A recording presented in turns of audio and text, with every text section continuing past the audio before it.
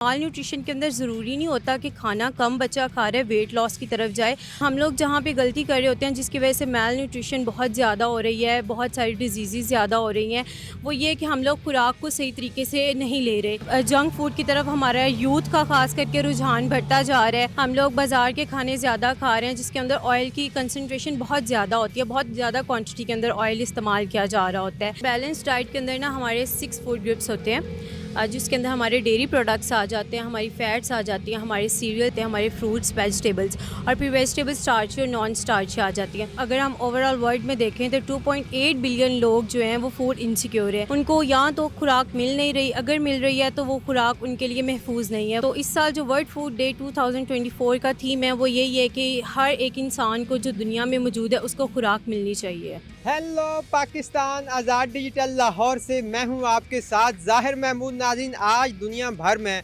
World food day मनाया जा रहा है और इस दफ़ा जो वर्ल्ड फूड डे मनाया जा रहा है इसका थीम है right to food for a better life and a better future. आज हमारे साथ मौजूद हैं मशहूर न्यूट्रिशनिस्ट मैडम मुक़द्दस मंजूर साहिबा, जिनके साथ हम बात करेंगे और जानेंगे कि बैलेंस डाइट क्या होती है, किस तरह खुराक की कमी या खुराक की ज़्यादती आप में माल न्यूट्रिशन का जो है वो शिकार आपको कर सकती है और बहुत सारे मसाइल का आपको सामना करना पड़ सकता है। आपको अपनी डेली डाइट में कितने कार्बोहाइड्रेट्स इस्तेमाल करने चाहिए, कौन सी फैट्स यूज़ करनी चाहिए और कौन सी प्रोटीन्स जो हैं वो आपको कंज्यूम करनी चाहिए। और इसके साथ साथ हम आपको आज की इस वीडियो में ये भी बताएंगे कि कौन कौन सी चीज़ें ऐसी हैं जो आपको रोज़ाना खानी चाहिए और किन चीज़ों से आपको इज्तनाब करना चाहिए। तो आइए बात करके देखते हैं मैडम मुक़द्दस मंजूर से और जानते हैं उनसे उनकी राय। अच्छा, वर्ल्ड फूड डे का पर्पस ये है कि इस टाइम अगर हम ओवरऑल वर्ल्ड में देखें तो 2.8 बिलियन लोग जो हैं वो फूड इनसिक्योर हैं।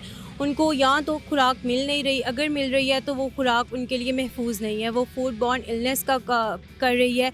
इस तरह की खुराक से मिलने वाली जिस तरह नॉन पेरिशेबल फूड आइटम्स हैं या फिर कैंड फूड्स हैं, उनसे लगने वाली मुख्तलिफ बीमारियों का लोग शिकार हो रहे हैं।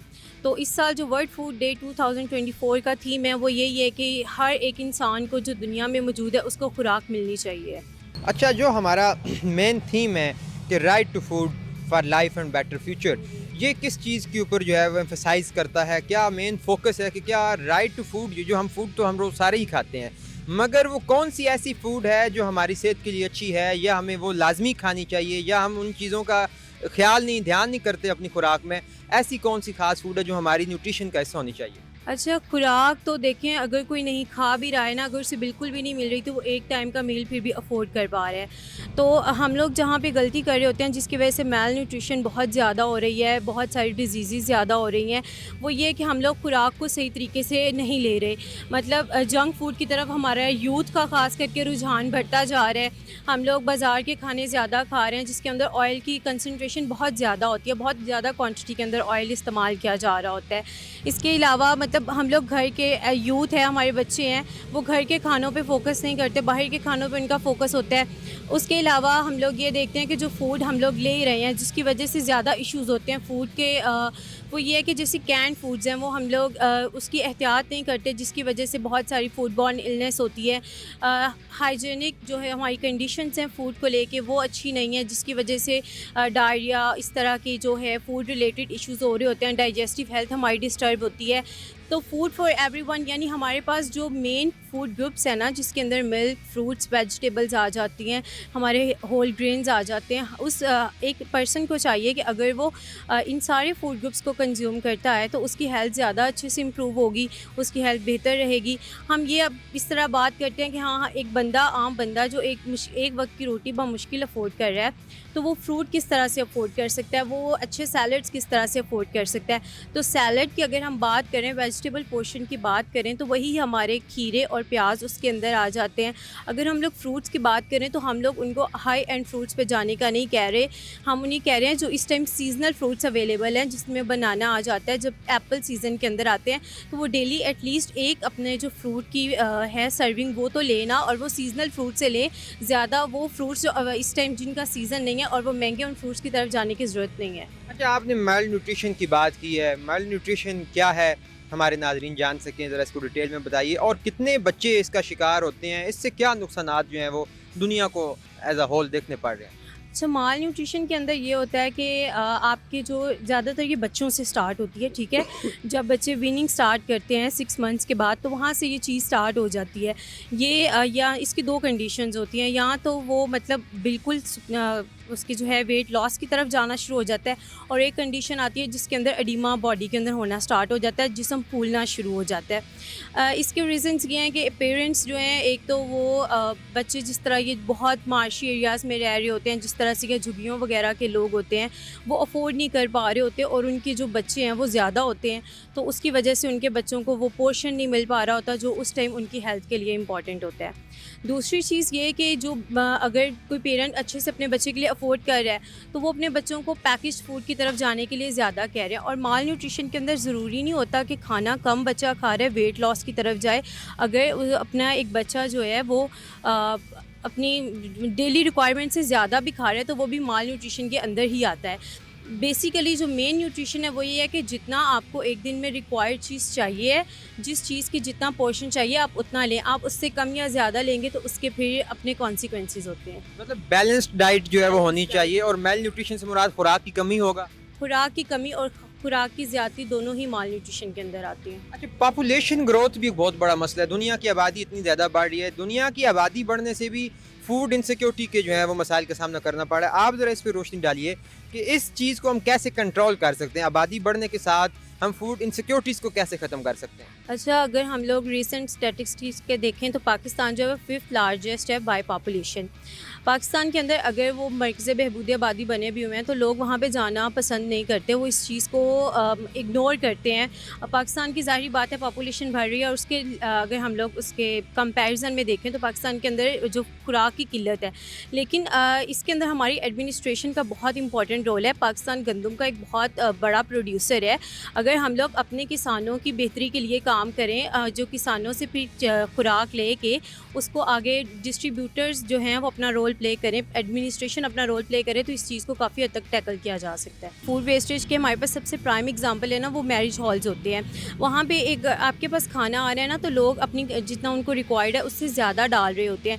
अल्टीमेटली वो खाना वेस्ट हो रहा होता है। घर में हम लोग ज़्यादा खाना बना रहे होते हैं जो हमें रिक्वायर्ड नहीं होता, हम लोग उसको इस्तेमाल नहीं करते, वो खाना वेस्ट हो रहा होता है। इसी तरह ये बहुत छोटे लेवल की बात है कि घर में जो खाना वेस्ट हो रहा है उससे बड़े लेवल पे आ जाता है मैरिज हॉल में जो खाना वेस्ट हो रहा होता है। इसी तरह डिफरेंट लेवल्स के ऊपर जिस तरह लेवल डिफरेंट होते जाते हैं, बढ़ते जाते हैं, वैसे वैसे खाने की वेस्टेज ज़्यादा होती जाती है। तो खाने की वेस्टेज जो है, फूड वेस्टेज को रोकने के लिए ज़रूरी है कि हम लोग जिस तरह कैंपेन्स चला सकते हैं, हम लोग लोगों को एजुकेट करें कि वो खुराक ज़ाया ना करें। सही हो गया। आप एक न्यूट्रिशनिस्ट हैं, डेली बुनियादों पे आप अपने लोगों को चेक करती हैं, पेशेंट्स को चेक करती हैं जो बैलेंस्ड डाइट की कमी का शिकार हैं। आपके नज़दीक बैलेंस्ड डाइट क्या है? लाइक मुझे एक दिन में क्या ऐसी चीज़ खानी चाहिए कि चले मैं बहुत ज़्यादा खुराक तो नहीं खा रहा, लेकिन मुझे कम से कम वो इनटेक ज़रूर करना चाहिए जो बैलेंस्ड डाइट का हिस्सा है। अच्छा, बैलेंस डाइट के अंदर ना हमारे 6 फूड ग्रुप्स होते हैं, जिसके अंदर हमारे डेयरी प्रोडक्ट्स आ जाते हैं, हमारी फैट्स आ जाती हैं, हमारे सीरियल्स आ जाते हैं, हमारे फ्रूट्स, वेजिटेबल्स, और फिर वेजिटेबल स्टार्च और नॉन स्टार्च आ जाती हैं। अगर मैं आम ज़ुबान में समझाऊँ तो जिस तरह एक इंसान रोटी खा रहा है, अब उसने रोटी को सिर्फ सालन के साथ नहीं खाना। अब वो सालन, अच्छा वो रोटी खा रहा है, साथ वो आलू का सालन ले लेगा। इससे बेहतर है कि वो रोटी ले, अगर वो पूरी ले रहा है तो वो रोटी हाफ़ कर ले, अगर उसका हाफ़ से गुजारा हो रहा है तो आधी रोटी ले, उसके साथ सब्ज़ी का कोई सालन ले ले। अगर सब्ज़ी का नहीं है तो किसी भी तरह के प्रोटीन्स, जिसके अंदर हमारे पास दालें आ जाती हैं, गोश्त आ जाता है, आप दाल या गोश्त ले सकते हैं। जो हम लोग अगर बात करें तो हम दालें बहुत अफोर्डेबल हो जाती हैं, कुछ जैसे चने की दाल वगैरह होती है, हम दाल ले सकते हैं, लोबिया ले सकते हैं। उसके साथ आप एक खीरा या एक टमाटर काट लें, जिससे आपका वेजिटेबल का पोर्शन आ जाएगा। आप जो लोग ले सकते हैं वो कम से कम 1 चम्मच उसके साथ दही ले लें।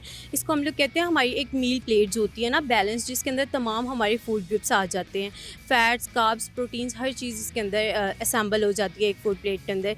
ये बहुत बेहतर होता है उस चीज़ से कि आप 2 रोटियों के साथ बहुत थोड़ा सा सालन खाएं। अच्छा देखिए, हमारे पास ना फ़ैट्स 2 तरह के होते हैं। एक होते हैं जिनको हम लोग अगर आम ज़ुबान में कहें तो हेल्दी फ़ैट्स, और एक होते हैं अनहेल्दी फ़ैट्स। हेल्दी फ़ैट्स से मुराद हमारे पास नट्स आ जाते हैं। तो अगर फ़ैट्स की अगर हम बात करते हैं तो एक अगर हमारे पास 100% है ना एक प्लेट का या एक पर्सन की डेली रिक्वायरमेंट का, तो कार्बोहाइड्रेट्स जो हैं यानी अनाज हर तरह का वो हम लोग 50 से 60% ले सकते हैं या 45 से 55% कर लें। प्रोटीन्स हमें कम से कम उस 100% का 18 से 20% चाहिए होती हैं, और बाकी जो फिर पोर्शन बचता है 25 से 30% वो हम लोग फ़ैट्स को दे सकते हैं। ये वो एक कह लें आपके स्टैंडर्ड है जिसकी बेस पे हम लोग एक मील को डिज़ाइन करते हैं। हेल्दी कार्बोहाइड्रेट्स के अंदर हमारे पास डिफरेंट ऑप्शंस हैं, जिस तरह हमारे पास रोटी है, चावल है, उसके अलावा पॉपकॉर्न्स, मकई जो है वो भी कार्बोहाइड्रेट्स का सोर्स है। अगर कोई रोटी चावल से अवॉइड करता है वो मकई की तरफ, मकई की रोटी, बाजरे की रोटी, इन चीज़ों की तरफ जा सकता है। अगर हम लोग फ़ैट्स की बात करें तो हेल्दी फ़ैट्स के अंदर जितने भी नट्स आते हैं ना, हमारे बादाम, अखरोट, हर चीज़ के सब कुछ फ़ैट्स के अंदर हम कैलकुलेट करते हैं। इसके अलावा कोकोनट ऑयल हमारे पास हेल्दी फ़ैट्स के अंदर आता है, ऑलिव ऑयल हेल्दी फ़ैट्स के अंदर आता है। तो हमें ट्रांस फ़ैट्स, जो मैंने आगे भी एक्सप्लेन किया, ट्रांस फ़ैट से हट के हमें हेल्दी फ़ैट्स की तरफ जाना चाहिए।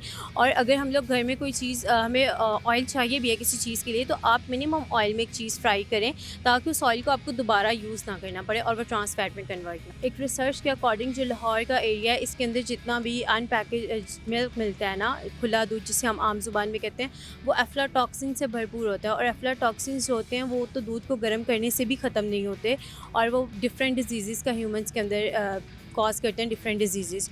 तो जो लोग ये क्या चीज़ है टॉक्सिन? टॉक्सिन्स ब्लड से is a type of micro organism. जिस तरह बाकी बैक्टीरिया और वायरसेस होते हैं, इस तरह aflatoxin is a type of toxin, ये मिल्क के अंदर प्रोड्यूस होता है, और फिर इसकी जो फॉर्म है जब वो ह्यूमंस कंज्यूम करते हैं तो उनके लिए नुकसानदेह होती है, क्योंकि ये दूध को गर्म करने से भी ख़त्म नहीं होते। इसीलिए हम लोग यही रिकमेंड करते हैं, जो ले सकते हैं एटलीस्ट वो लोग जो हैं पैकेज मिल्क की तरफ जाएँ। जिस तरह हमारे पास डिफरेंट ब्रांड्स हैं, ऑलपर्स है, इसके अलावा Noorpur, different milk brands available है, क्योंकि वो UHT ट्रीटेड मिल्क होते हैं और वो हर तरह की जो है माइक्रो ऑर्गेनिज्म से पाक होते हैं। So thank you so very much. आपने बड़ी मुफीद गुफ्तगू जो है वो हमें हम आपसे सुनने को मिली और बड़ी नॉलेजेबल। और आज चूँकि जो वर्ल्ड फूड डे है उसके थीम के हवाले से हमने यकीनी तौर पे फूड के हर एस्पेक्ट के ऊपर बात की है। तो thank you so very much. तो नाजरीन, आपने देखा कि वर्ल्ड फूड डे मनाने का मकसद यही है कि आपकी जो न्यूट्रिशन है उससे रिलेटेड जितने भी मसाइल हैं उनके हवाले से आगाही आपको मिलनी चाहिए। और इस खास दिन को मनाने का मकसद यही है कि दुनिया में जहाँ जहाँ पर भी कॉन्फ्लिक्ट जोन्स हैं या क्लाइमेट चेंज के इश्यूज़ हैं या ड्रॉट्स हैं या कुछ भी इश्यूज़ होने की वजह से फूड सिक्योरिटी के मसाइल का सामना करना पड़ रहा है, तो उनके हवाले से भी आपको अवेयरनेस दी जाए। आज की वीडियो का भी यही मकसद था। मुझे उम्मीद है कि आपको ये वीडियो ज़रूर पसंद आई होगी। इसके साथ ही मुझे दीजिए इजाज़त। देखते रहिए आज़ाद डिजिटल। खुदा हाफिज़।